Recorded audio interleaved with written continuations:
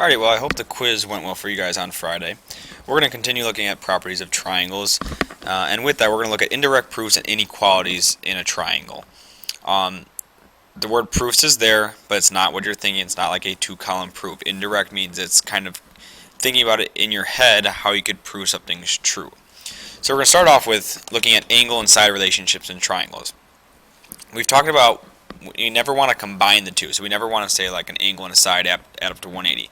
But we can compare angles and sides using parts from each. So what we can say, in a triangle, the small angle is across from the small side, and the large angle is across from the large side. Going the exact opposite, you could also say in a triangle the small side is across from the small angle, and the large side is across from the large angle. In other words, we'll just say this is small, we'll say that's medium, that's our large angle. So simple as this, across from, so going straight across the middle of the triangle, the small angle is across from the, so if you go across here, it's across from the small side. Medium is across from the medium, large is across from the large. That's it. That's all you have to worry about, making sure you go straight across the middle of that triangle. So let's look at a couple of these examples. For each triangle, list the angles in order from least to greatest measure. I'm going to have you guys try two here in a second. Well, we know that this is 3, 4, 5, so 3 is the smallest, so going across from 3, this would be your first. Going across from 4, that would be your second, and then going back across from 5, that would be your third. So our order from least to greatest would be angle F, angle D, angle E, then angle D. Because F was the smallest, then E, then D. Number 2, if we look at each of these angles, you can decide if they're across from the small, medium, or large side. So again, do the exact same thing we did in number 2. I'll have you guys finish that one for tomorrow. Same idea in 3, just going the exact opposite way. Now you know which angles are your small, medium, and large, and you can go back and figure out which sides then match up. Okay, if we have 30, 60, that's 90. We already know this is 90 anyways. Okay, so again, across from N is your small side. Across from M is your medium side, and across from large. Again, you're always going straight across the triangle. Make sure you go straight across, not next to. So our sides, we would now list shortest to longest. It would be ML, LN, MN. Okay? Do the same thing in number 4.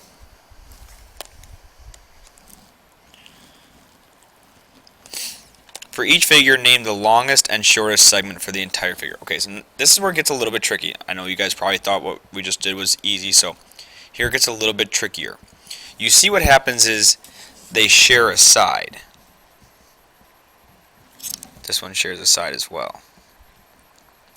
So you're going to run into an issue if you try and list them in order from shortest to longest, because it could be the short side for one and the long side for the other. So what you need to do is go ahead, I'll teach you a little trick. First of all, we got to figure out what this missing angle is.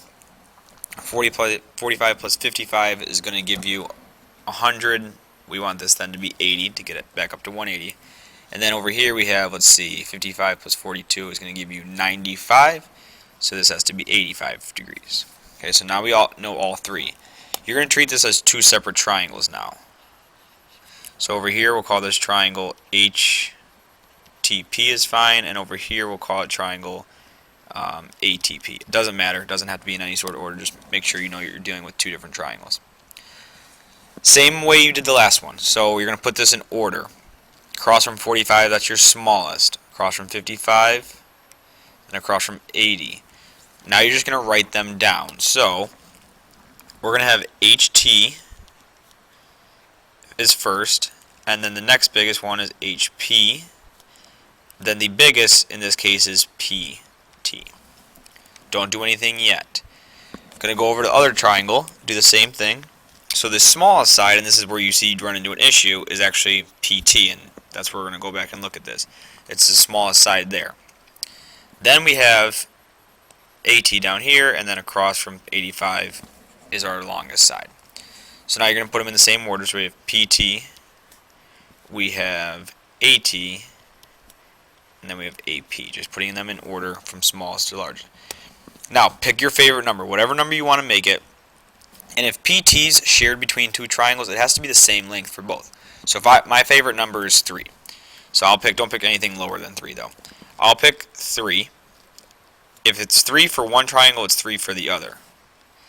Now all you need to do is say, okay, I already have them in order from smallest to largest. So this is 1, that's 2.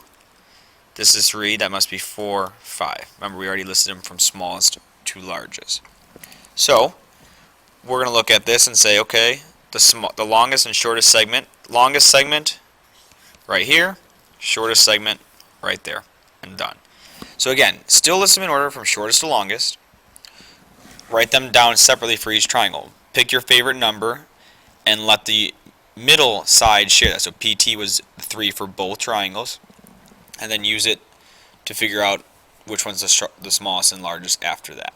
I want you guys to try 6. This is probably the hardest thing on the notes for today. So make sure you try 6 for tomorrow, and then we'll go over it in class. Again, pick whatever number you want. It doesn't have to be 3. In number 7, list the sides of triangle PQR. Well, I don't see one, so I'm going to draw one. I'm going to stop right there. I'm not even going to go any farther. PQR in order from shortest to longest. So list the sides, shortest or longest to shortest. So I'm just throwing it backwards. If the measure angle P is 7x plus 8, measure angle Q is 8x minus 10, and R is 7x plus 6. Okay? Well, if we need to know what the sides are, we need to know what the angles are first, because that's all we're given. Good thing we know that we have 3 angles in a triangle. They must add back up to 180.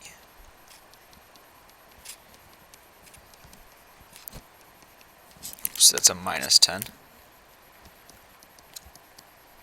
So combine like terms. 7x, 7x, 8x, that's 14. That's going to give us 22x. Plus, we have positive 8, positive 6. We're at 14 minus 10. So we're at 4. Equals 184. Subtract 4. 22x equals 1. Oops, didn't want to do that. Should have been 180. Subtract 4. So now we're at 176. So let's see, 186 or 176 divided by 22 is going to give us 8. Okay. So we need to find x first, which is pretty standard for geometry. Then we're going to go ahead and plug it back in to each angle first. So let's see, you can probably do most of this in your head. 7 times 8 is 56, plus 6 more is 62 degrees. 7x plus 8, that's 7 times 8 is 56, plus 8 more is 64 degrees. And then you can do this one in two ways. You could either add up those two and subtract from 180, or you could plug this in, or do both to check your work. 8 times 8 is 64, minus 10 is 54 degrees. So now we have all 3 angles, and now this is the easy part. Go mark yours, in this case, again, shortest to longest, and then we'll go back and do longest to shortest to answer the question. So longest, that's going to be, oops, I want to make that blue, across from 64. Medium's across from 62, and then your small is across from 54.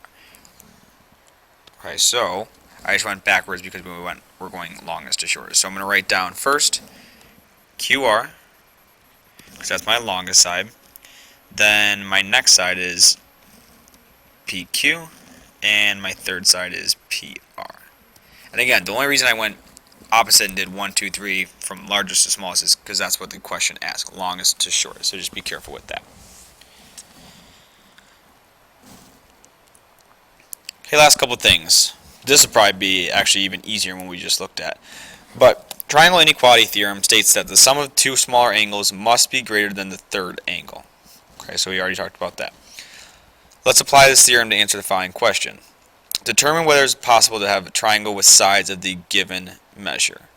And this was supposed to say the sum of the two smaller sides, that's my fault, must be greater than the third side, otherwise that would not make any sense. So if we look at a couple of these, all you need to make sure is that the small and then medium are bigger than the large. So large we'll always call C, just for purposes later with Pythagorean theorem. Call this A and B. So the large side, again, is always C. So is 9 plus 12, is that bigger than C? Well, 21 is bigger than C, so yes, this forms a triangle.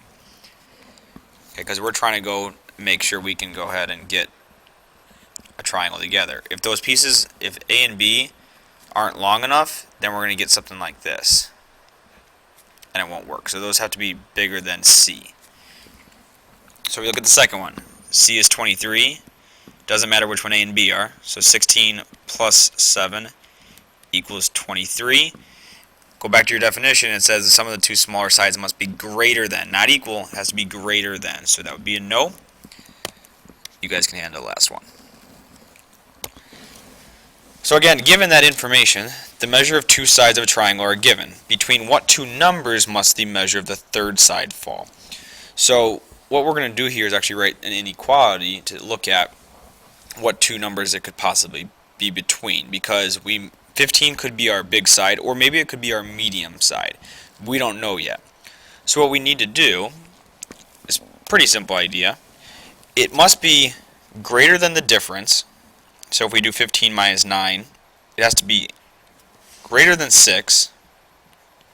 I'm going to write this differently actually, and then we'll look at it. It has to be greater than 6, but at the same time, it can't be any bigger than, okay, well, if we do this, 9 plus 15 is going to be 24. Okay, so now if we check this, let's say, for example, our number was 7. 9 plus 7 is 16, which is bigger than 15. If we kept it just at 6, 9 plus 6 is 15, so that wouldn't make a triangle. Same thing if we use 24. If we're using 24, 9 plus 15 is 24, doesn't work. But as soon as we use something bigger than 24, or smaller than 24, it would work. So if we had something like 9 plus 15 is it bigger than 23 or 22? Yes, it's always bigger. So the way you're going to write this as an inequality is x is greater than 6 backwards, and then at the same time it's less than 24. This is an and statement, so we write it as a compound inequality, which you saw in Algebra 1. Okay, I want to do 12 or 11 with you guys just to make sure we understand this idea. Find the difference first, because that's what it has to be greater than. So 20 minus 11, so it has to be greater than 9, and at the same time it has to be, okay, add them up now. 11 plus 20, it has to be less than 31. Write it as an inequality. That first one you have to kind of read backwards. Right here, if you read it from right to left, you can read it as x is greater than 9. That's the way you're going to want to face it. So again, just test out and make sure it works. So let's pick a number between those two and double check. So let's say 12. Well, if we do 11 and 12 and 20, 11 and 12 are the smallest.